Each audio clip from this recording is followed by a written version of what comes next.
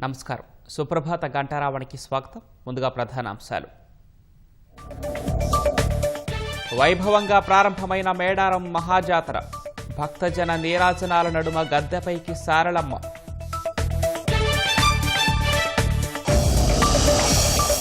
జనవనంగా మారిన మేడారం పరిసరాలు.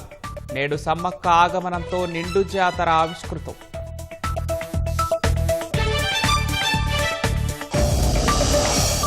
మున్సిపల్ పోరులో తొలి రోజు 902 నామినేషన్లు. రేపటితో ముగియనున్న దాఖలు గడువు.